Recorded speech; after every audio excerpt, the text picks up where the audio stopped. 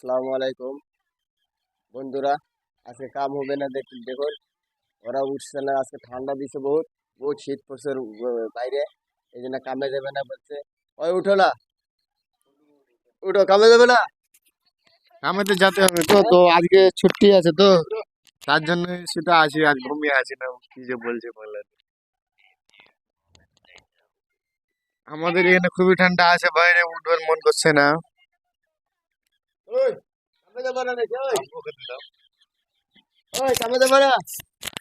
হ্যাঁ আকমল, ও আকমল, কামে যাবে না? হ্যাঁ, কিসের জন্য কামে যাবে না? এই যে বলো তো দর্শক বন্ধুরা, বলো কিসের জন্য কামে যাবে না? ও আজকে ঠান্ডা পড়ছে তার জন্য। হ্যাঁ, ঠান্ডা পড়ছে তার জন্য কাজে যাব না। এরকম ঠান্ডা পড়ছে? মেলায় ঠান্ডা পড়ছে। মেলায় ঠান্ডা পড়ছে না? হুম। ও, ঠান্ডা লাগে বলে আর ইয়ে করা যাচ্ছে না। কাজ করা যাচ্ছে না, অনেক ঠান্ডা পড়ছে, কাজ করা যায় না সাইডে, খুব ঠান্ডা পড়ছে তার জন্য আজকে ঘুমিয়ে আছি। আর কম্বলটা লাগাইছি কিভাবে? হুম। কম্বল নিচে থেকে মানে মন করছে না। হ্যাঁ, কম্বলের ভিতর থেকে বাইরে বের মন হচ্ছে না, এত ঠান্ডা, তার জন্য ছুটি আছি আজকে। ছুটি? হ্যাঁ। এটা কেন রে? ওই বেটা, ওই কামড় দেবি না রে?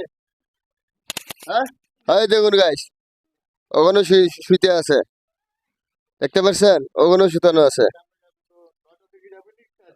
হ্যাঁ, কাজে যাবে না আজকে, ঠান্ডা দিছে বলে, খুব ঠান্ডা লাগছে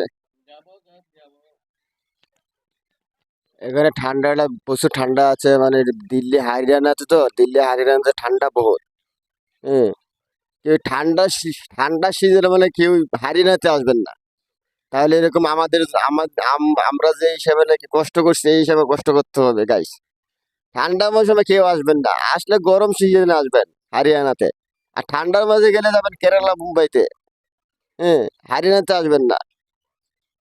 হারিয়ানাতে আসলে এরকম কষ্ট করতে হবে, কাম করতে পারবেন না। দেখেন কিভাবে আমরা কম্বল সম্বল দিয়ে শুয়ে আছি। ওই দেখেন, এক একজনের দুইটা তিনটা করে লাগাচ্ছে কম্বল। আমারও নিজেরও তিনটা কম্বল।